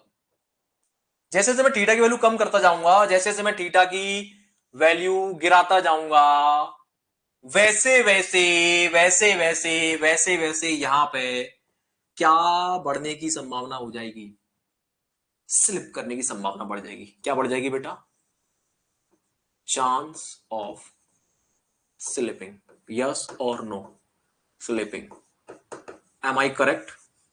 Chance of slipping will be increases. So let's imagine theta 1 पे भी ये सीढ़ी नहीं गिर रही, अभी आप खड़े हो, आप कहीं गए नहीं हो, आप खड़े हुए हो।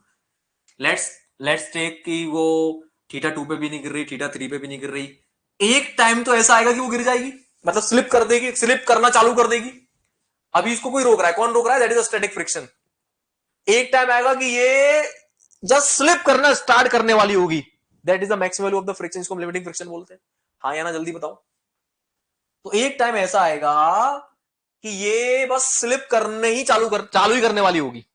लेट्स इमेजिन वो वैल्यू, वो एंगल ये है, मान लेते हैं ये, ठीक है, वो एंगल ये है θ4। क्लियर है कि नहीं? जल्दी हाँ और ना बोलो फटाफट से। ये बहुत प्रैक्टिकली करके भी देखा होगा आपने। ओके, ऐसा होगा।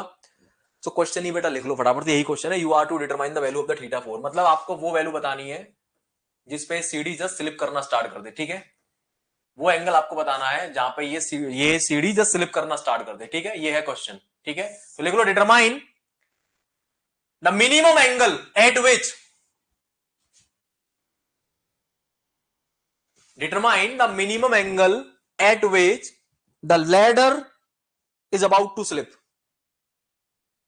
Determine the minimum angle at which the ladder is about to slip, मतलब जब वो एंगल बताना जब वो सिर्फ बस शिप स्लिप करने ही वाली है, ठीक है। लिखो, म्यू इक्वल टू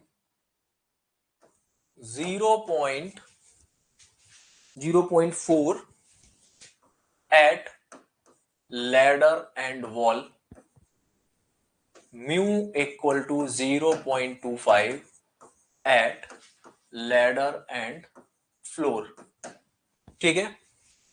म्यू की दो वैल्यू आपको दी गई है। Weight of the person is, weight of person standing on that ladder is 900 newtons. Self weight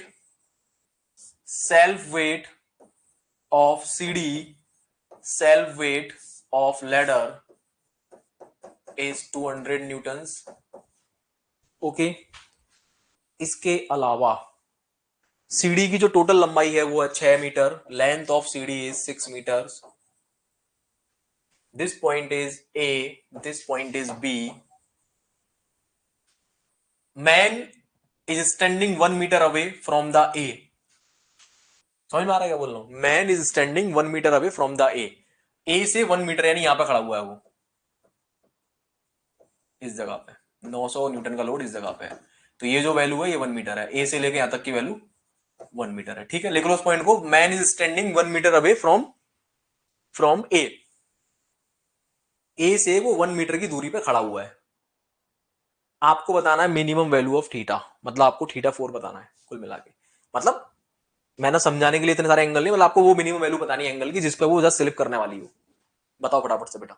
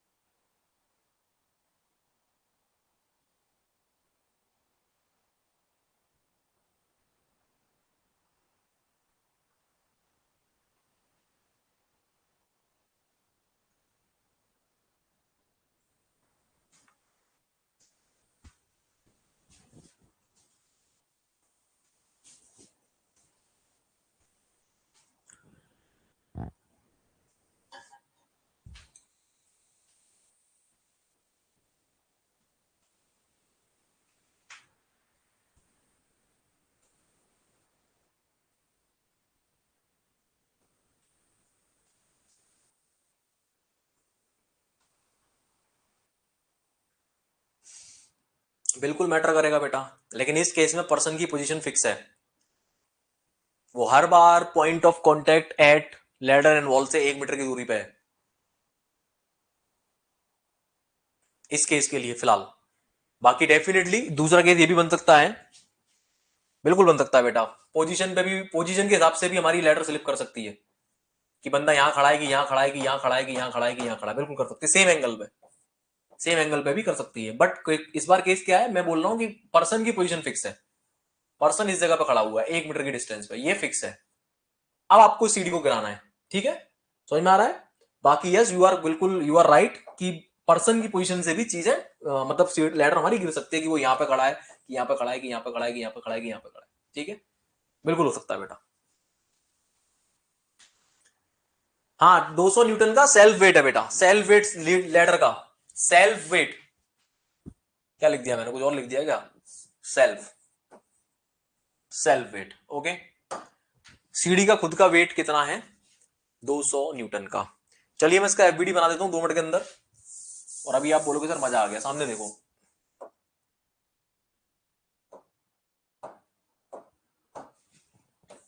ये है साहब आपकी लैडर, यहां से आएगी नॉर्मल रिएक्शन एन बी, यहां से आ जाएगा फ्रिक्शन फोर्स एफ बी, यहां से आएगी normal reaction F A, sorry N A, यहां से आ जाएगा फ्रिक्शन फोर्स इस डायरेक्शन में एफ ए। मैंने क्वेश्चन में ए और बी शायद ऊपर नीचे दिए, इसको ए कर लो, इसको बी कर लो, ए बी चेंज कर लो थोड़ा सा बेटा, हो गया। अब हमें ये एंगल निकालना है, that angle is let's say theta, okay. अब बाकी के लोड कहां है, ये रहा। सेल्फ वेट कहां पे एक्ट करेगा, सेंटर पे, 3 मीटर पे, सही।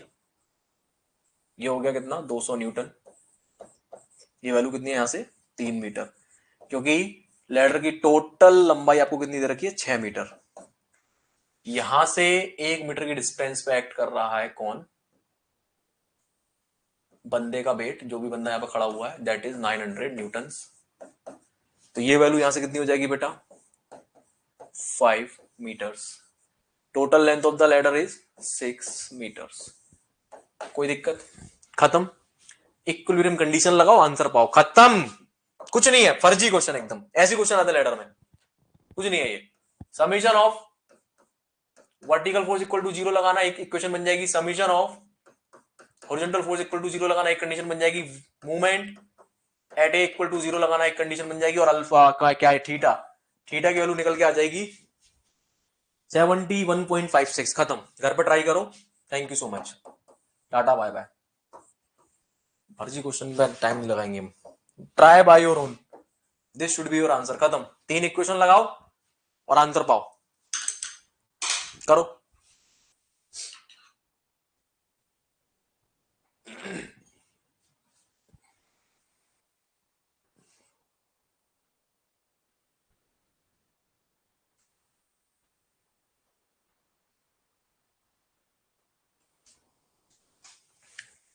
एक और दो ओरिजेंटल फोर्स हैं, इस वाली इक्वेशन को जब लगाओगे तो इक्वेशन निकल के आ जाएगा एक, F A equal to N B, F A equal to N B, खत्म, पहला आप चीज, इसको लगाओगे तो ये निकल के आ जाएगा, ठीक है। वर्टिकल को लगाओ जरा, वर्टिकल में कौन कौन है, एन ए, एन ए ऊपर एफ बी ऊपर, तो N A plus F B equal to, ये दोनों ऊपर हैं और ये दोनों नीचे हैं, तो 900 और 200 कितने हो गए, 1100, 1100 न्यूटन ये हो गया। बेटा ध्यान देंगे, एन ए की जगह पे एन ए, एन ए की जगह पे एन ए, एफ बी की जगह पे क्या लिख सकता हूं मैं, एफ बी ये है, एफ बी की जगह पे लिख सकता हूं mu into N B, mu into N B लिख सकता हूं, equal to 1100, okay. N A, N A N A N A, N A की जगह पे लिख दो एन ए, चलो अभी एन ए रहने दो उसको। म्यू की वैल्यू कितनी दे रखी है इस वाली जगह पे, 0.4 into N B, N B किसके बराबर है, एफ ए के बराबर है, एफ ए कर दूं इसको, एन बी एफ ए के बराबर है, ये रहा एफ ए कर दिया इसको मैंने, इक्वल टू दिस वैल्यू, ठीक है।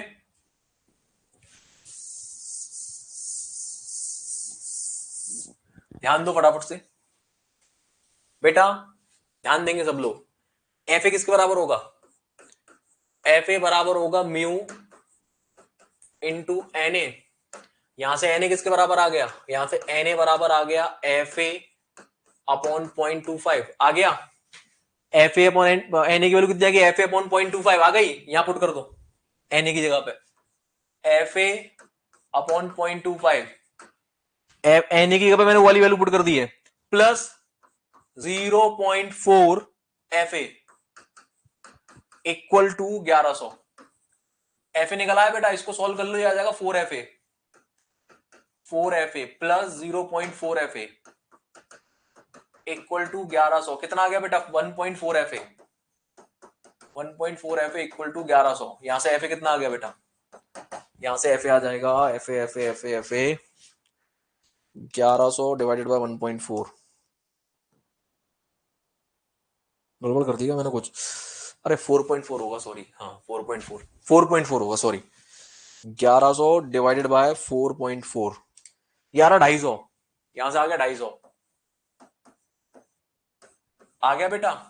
4 में 0.4 ऐड करेंगे तो 4.4 आएगा। ओके, एफ ए निकल आया, एफ ए निकलते एन ए निकाल लो, एन ए कितना आ गया, N A equal to F A divide by 0.25, तो डिवाइडेड बाय 0.25 1000, एन ए आ गया, एफ ए आ गया। अब क्या चाहिए हमें,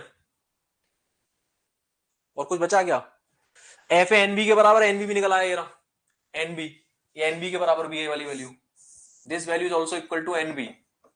तो सब तो निकाल दिया मैंने, एन बी निकल के आया, एफ बी भी निकाल लोगे आप लोग। अब आपको क्या चाहिए, आपको चाहिए एंगल। तो एंगल कैसे निकलेगा बेटा, एंगल कैसे निकलेगा, एंगल के लिए मूवमेंट इक्वेट कर दो ए पे 0,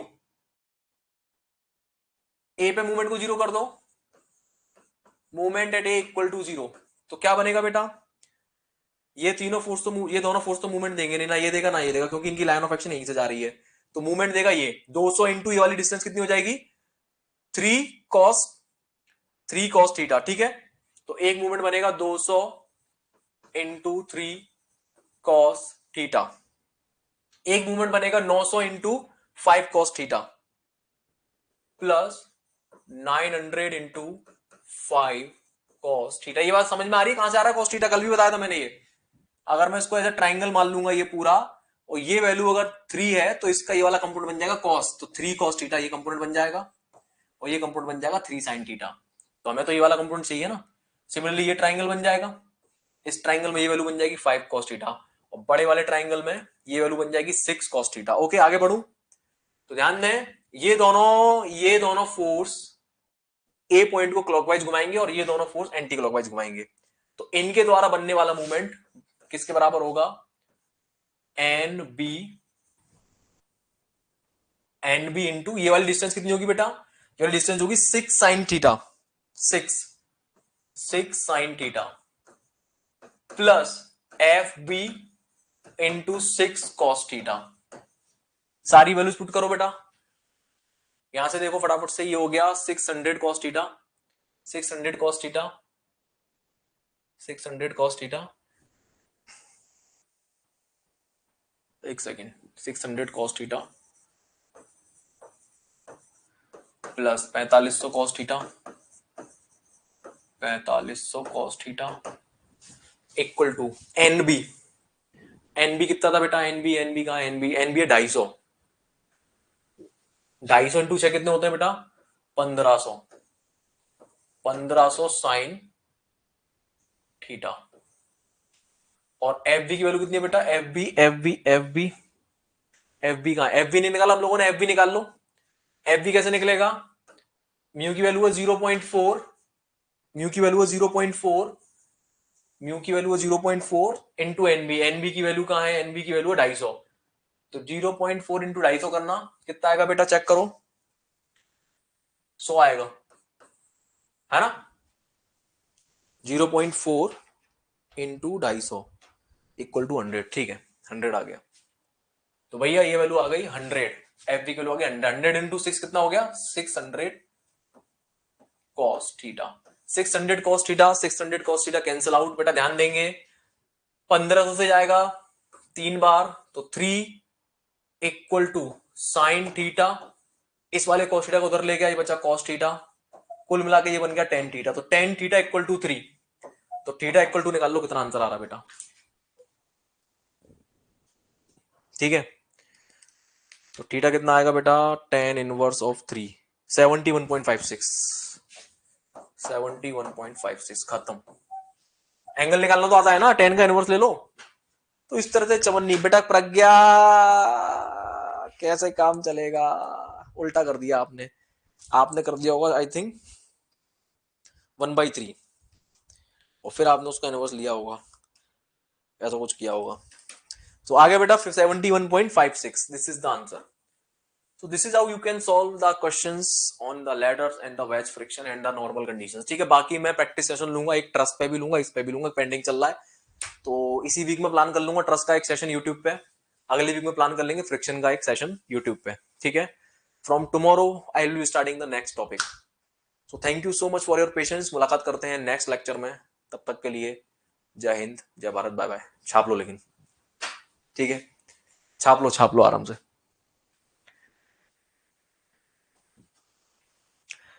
तो ट्राई करें ऐसे क्वेश्चंस लेटर वेटर वाले। सबसे पहले पीवाईक्यू जरूर लगाया करो बेटा, पीवाईक्यू। बाकी मैं पीवाईक्यू एंड में कराऊंगा सारे, लास्ट में। ठीक है guys, so I hope you enjoyed the lecture and गुटके वाला कॉन्सेप्ट मजा आ गया होगा। ब्लेंडर ही कर दिया सर, डिस्टेंस ही गलत ले ली, कोई बात नहीं है, ब्लेंडर मत करो। अच्छा, मैं थोड़ा सा इस क्वेश्चन को फास्ट कराया हूं, इसलिए कराया क्योंकि ये बेसिक चीजें मुझे लगता है आपको आती हैं, कैसे लिया जाता है, क्योंकि मैंने कल भी ये क्वेश्चन कराया था इस तरह का। तो अगर ये डिस्टेंस 3 है तो ये डिस्टेंस कितनी होगी, 3 cos थीटा, ये होगी 3 sin थीटा। ठीक है, वही क्या बोलते हैं उसको, ट्रिग्नोमेट्रिक प्रॉपर्टी है ये। ठीक है, बहुत अच्छा लगा, क्या बात है, थैंक यू बेटा, थैंक यू। चलिए समय वेस्ट मत करो, मुलाकात करेंगे कल, तब तक के लिए जय हिंद, जय भारत। जिसको भी मुझे कॉल करना है 9 बजे के बाद करो, 9 to 9:30। ओके गाइस, चलिए, thank you so much, tata bye bye, love you all. Hi everyone, तो इस तरह के वीडियोस के लिए हमारे चैनल को सब्सक्राइब कर लीजिए।